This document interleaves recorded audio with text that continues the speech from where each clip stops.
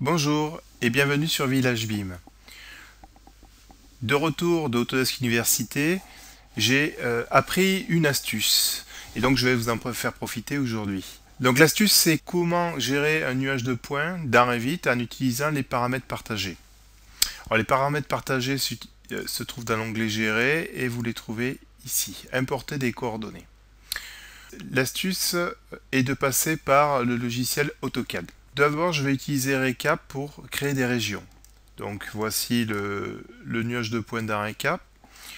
Je vais me placer à l'intérieur pour créer des zones. Et je vais créer des zones en créant des points ici pour sélectionner le plancher.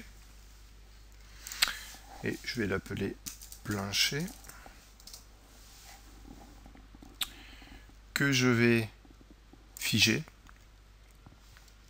pour faire une deuxième zone en utilisant la commande trajet pour sélectionner tout le reste.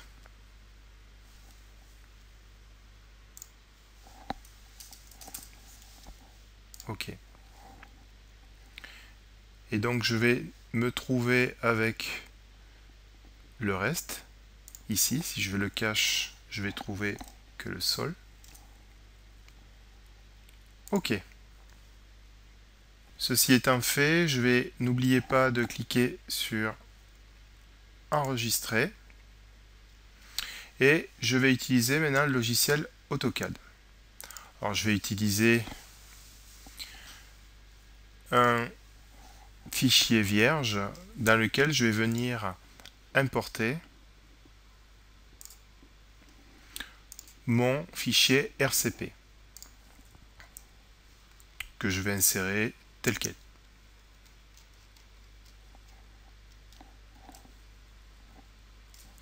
Je vais afficher le gestionnaire des régions. Il suffira de cliquer sur le nuage de points et de cliquer sur le bouton gestionnaire de nuage de points.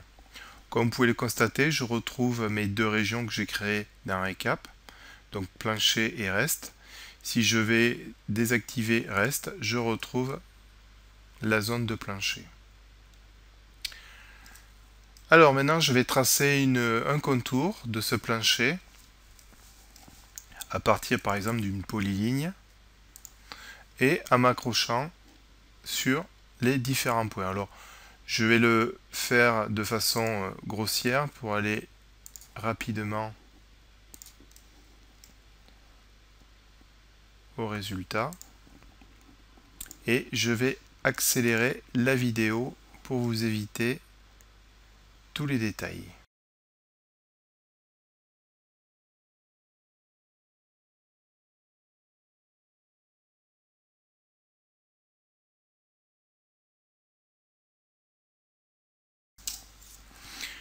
Voilà mon contour réalisé. Il ne me restera plus qu'à peut-être cacher mon nuage de points, positionner le SCU ici, par exemple. L'avantage d'avoir positionné le SCU, parce que je vais rajouter en fait une hachure, voilà, auquel je vais changer ses propriétés. On va adopter une échelle de 100. Voilà. Et donc si je réactive mon nuage de points caché, voilà, on découvre que ma surface que j'ai créée, elle est bien à la base du sol.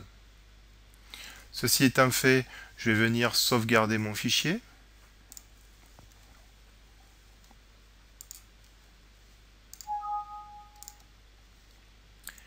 Et rendez-vous dans Revit.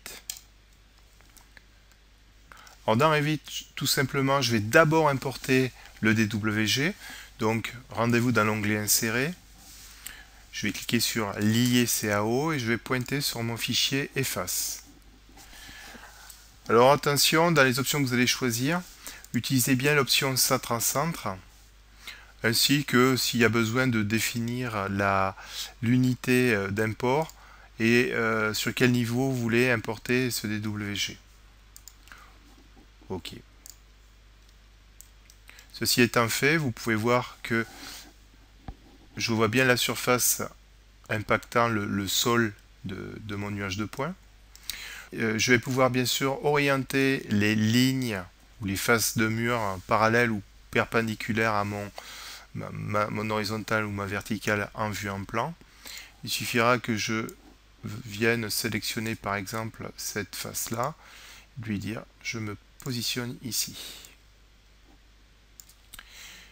Si je vais maintenant sur la vue en plan de type site, on découvre ici mes points de base projet, mon point de base topographique. Et c'est à ce moment-là que je vais utiliser les coordonnées partagées. Donc je vais aller dans l'onglet Gérer, importer les coordonnées. Je vais pointer sur mon DWG. Vous pouvez constater que maintenant, mon point de base topographique s'est placé exactement au même endroit que mon fichier AutoCAD. Donc il ne me reste plus qu'à importer le nuage de points. Je passe en vue 3D. J'active mon DWG ici. Dans l'onglet Insérer, je trouve l'icône nuage de points. Je pointe sur le fichier RCP. Je clique sur Ouvrir.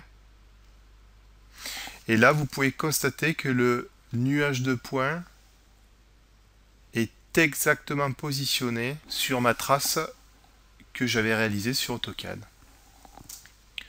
Voilà, ce sont des manipulations assez simples, mais qui pourront peut-être vous simplifier la vie au quotidien dans le placement de ce nuage de points en utilisant des paramètres partagés dans Revit. Je vous souhaite une bonne journée et peut-être à bientôt. Au revoir.